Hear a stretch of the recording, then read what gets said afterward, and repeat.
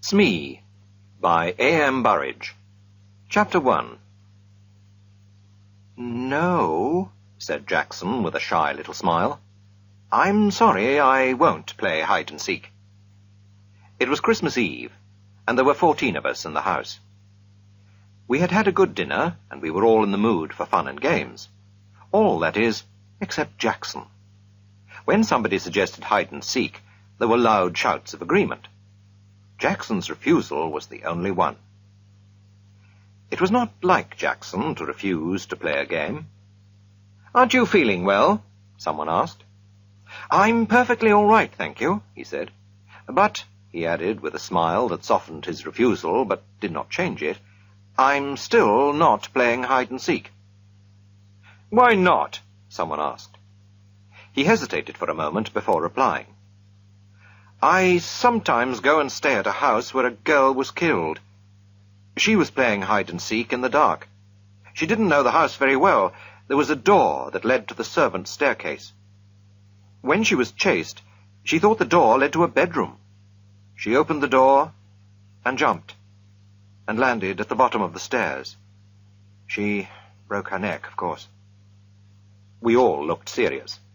Mrs. Fernley said, "How terrible! And were you there when it happened?" Jackson shook his head sadly.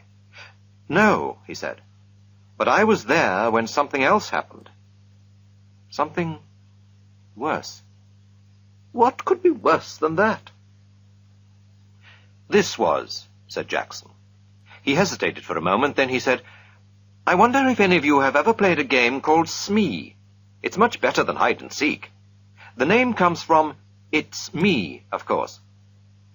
Perhaps you'd like to play it instead of hide-and-seek. Let me tell you the rules of the game. Every player is given a sheet of paper. All the sheets except one are blank. On the last sheet of paper is written Smee. Nobody knows who Smee is except Smee himself, or herself. You turn out the lights, and Smee goes quietly out of the room and hides. After a time, the others go off to search for Smee. But of course they don't know who they are looking for. When one player meets another, he challenges him by saying, Smee. The other player answers, Smee, and they continue searching. But the real Smee doesn't answer when someone challenges. The second player stays quietly beside him.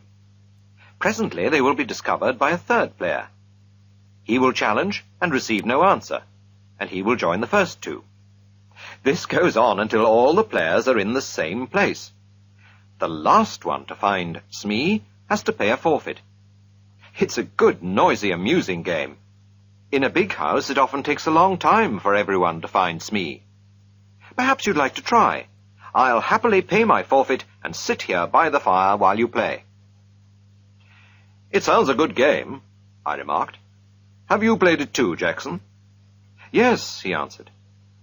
"I played it in the house that I was telling you about." "And she was there? The girl who broke—" No, said someone else. "He told us he wasn't there when she broke her neck." Jackson thought for a moment.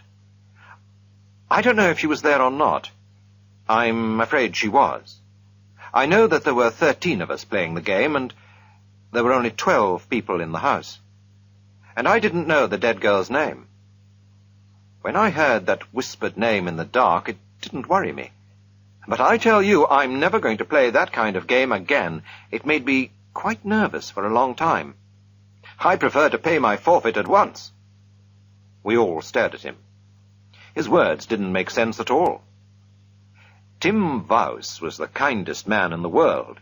He smiled at us all. "This sounds like an interesting story," he said. "Come on, Jackson, you can tell it to us instead of paying a forfeit." "Very well," said Jackson. And here is his story. Chapter 2. Have you met the Sankstons? They're cousins of mine, and they live in Surrey. 5 years ago they invited me to go and spend Christmas with them. It was an old house with lots of unnecessary passages and staircases. A stranger could get lost in it quite easily. Well, I went down for that Christmas. Violet Sankston promised me that I knew most of the other guests. Unfortunately, I couldn't get away from my job until Christmas Eve. All the other guests had arrived there the previous day. I was the last to arrive, and I was only just in time for dinner. I said hello to everyone I knew, and Violet Sangston introduced me to the people I didn't know. Then it was time to go in to dinner. That is perhaps why I didn't hear the name of a tall, dark-haired, handsome girl whom I hadn't met before. Everyone was in rather a hurry, and I am always bad at catching people's names. She looked cold and clever. She didn't look at all friendly, but she looked interesting. And I wondered who she was. I didn't ask because I was sure that someone would speak to her by name during the meal. Unluckily, however, I was a long way from her at table. I was sitting next to Mrs. Gorman, and as usual, Mrs. Gorman was being very bright and amusing. Her conversation is always worth listening to, and I completely forgot to ask the name of the dark, proud girl. There were 12 of us, including the Sangstons themselves. We were all young, or trying to be young.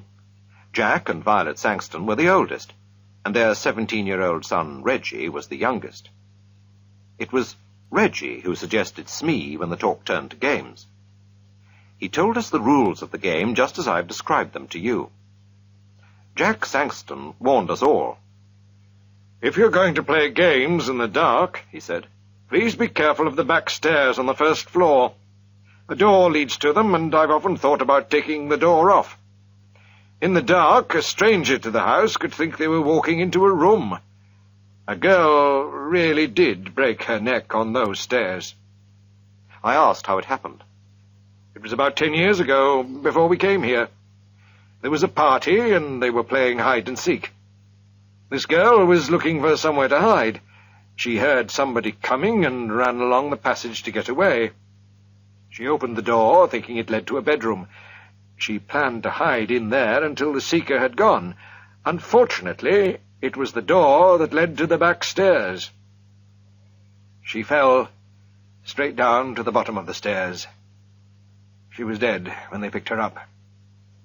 We all promised to be careful. Mrs. Gorman even made a little joke about living to be 90.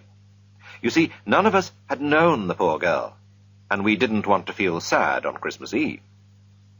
Well, we all started the game immediately after dinner. Young Reggie Sangston went round making sure all the lights were off, except the ones in the servants' rooms and in the sitting room where we were. We then prepared 12 sheets of paper. 11 of them were blank, and one of them had Smee written on it. Reggie mixed them all up, then we each took one. The person who got the paper with Smee on it had to hide. I looked at mine and saw that it was blank. A moment later, all the electric lights went out. In the darkness, I heard someone moving very quietly to the door. After a minute, somebody blew a whistle, and we all rushed to the door. I had no idea who was Smee. For 5 or 10 minutes, we were all rushing up and down passages and in and out of rooms, challenging each other and answering, "Smee? Smee." After a while, the noise died down, and I guessed that someone had found Smee. After a time, I found a group of people all sitting on some narrow stairs. I challenged and received no answer. So, Smee was there. I hurriedly joined the group.